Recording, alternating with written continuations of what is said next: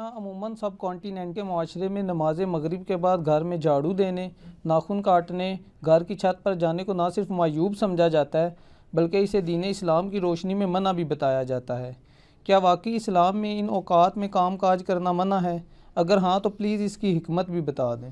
پہلے تو کیٹیگوریکلی سن لیں کہ یہ ساری کی ساری ہندوانہ توہمات ہیں جو ہمارے معاشرے میں آ گئی ہیں۔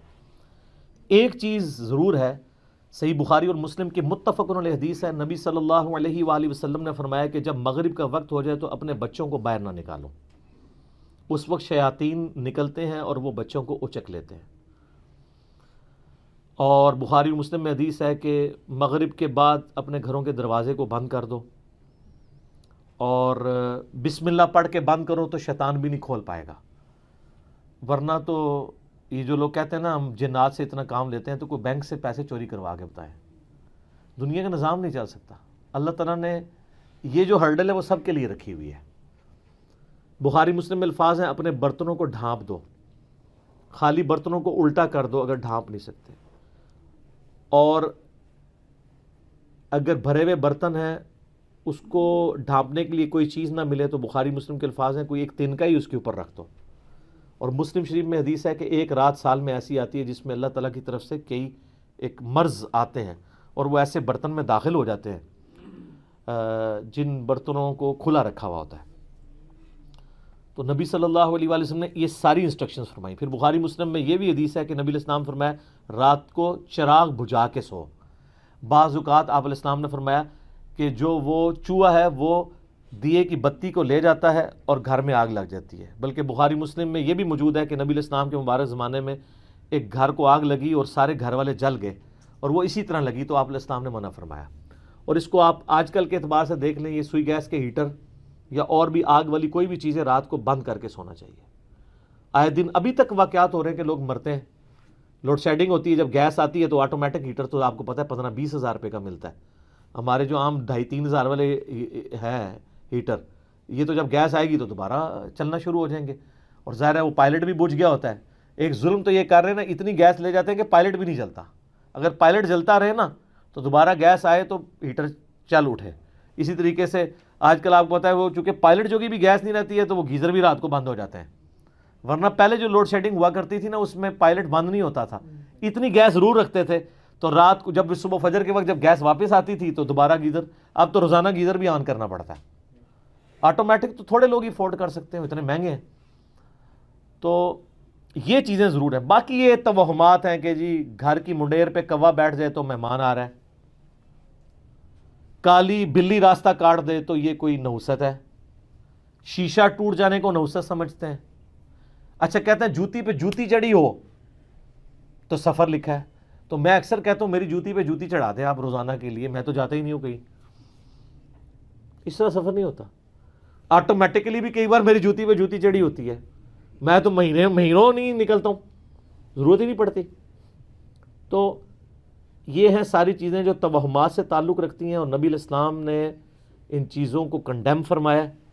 قرآن حکیم میں واضح آیت ہے، سورہ بنی اسرائیل میں 36 نمبر آیت، جو 10 کمانڈمنٹس آئی ہیں نا، 9th کمانڈ ہے وَلَا تَقْفُ مَا لَيْسَ لَكَ بِهِ عِلْمٌ إِنَّ السَّمْعَ وَالْبَصَرَ وَالْفُؤَادَ كُلُّ أُولَٰئِكَ كَانَ عَنْهُ مَسْئُولًا۔ اے انسان کسی چیز کی پیروی اس وقت تک مت کر جب تک کہ تیرے پاس اس کے بارے میں ڈیفینیٹ علم نہ آ جائے۔ بے شک کان، آنکھیں اور عقل، دل یا دماغ کوئی بھی چیز، عقل، اس کے بارے میں تم سے پوچھا جائے گا۔ ان 3 چیزوں کو استعمال کر کے تم نے حق بات تک پہنچنے کی کوشش کیوں نہیں کی؟ اور یہ زلزلہ کیوں آتا ہے؟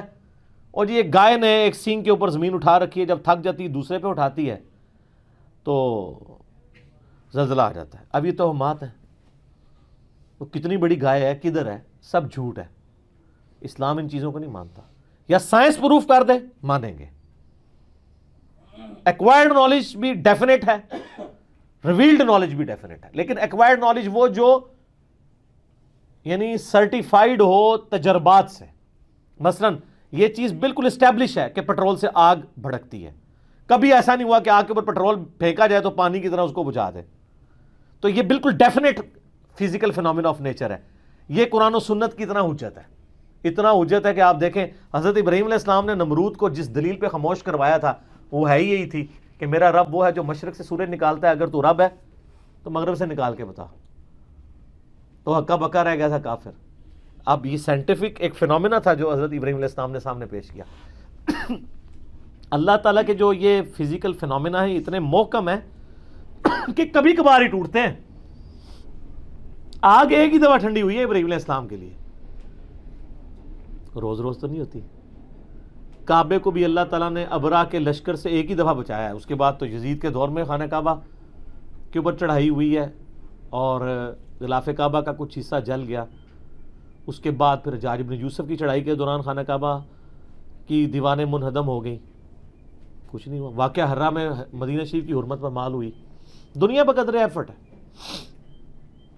آپ لاکھ کہتے ہیں بزرگوں نے دنیا کا نظام سنبھالا ہوا ہے, کوئی فرق نہیں پڑتا. یہ چیزیں بقدر ایفرٹ چل رہی ہوتی ہیں. باقی یہ جتنے توہمات ہیں کہ شام کے وقت جناب وہ آپ جھاڑو نہیں دے سکتے, کیوں نہیں دے سکتے؟ کامن ہے. ناخن نہیں کاٹ سکتے. اور میں نے تو گھروں میں لڑائیاں ہوتی دیکھی ہیں اس بات کے اوپر. خاوند بیویوں کو ڈانٹ رہے ہیں, مائیں بچوں کو ڈانٹ رہی ہیں, رات کے وقت کو ناخن کاٹ لے اور ان سے یہ پوچھیں کہاں لکھا ہوا ہے, تو نہ ان کو پتا نہ ان کو بتانے والوں کو پتا.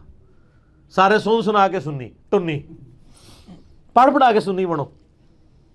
اسلام میں کوئی ایسی چیز نہیں ہے کہ آپ اس کی بنیاد کے اوپر لوگوں کو مصیبت میں ڈال دیں. جو چیزیں منع کرنے والی تھی وہ کر دی گئی ہیں. وہ میں نے آپ کو بتا دیا کہ رات کے وقت بچوں کا نہیں نکالنا آپ نے, مغرب کے وقت وہ ساری چیزیں اپنی جگہ موجود ہیں. اچھا ہوتی کوئی یعنی 10 چیز موجود ہے, اس کے ساتھ صفر لگا کے اس کو 100 کر دیتے ہیں, کوئی اور صفر لگا کے 1000 کر دیتا ہے. اس طریقے سے بڑھاتے چلے جاتے ہیں, غلو کرتے جاتے ہیں.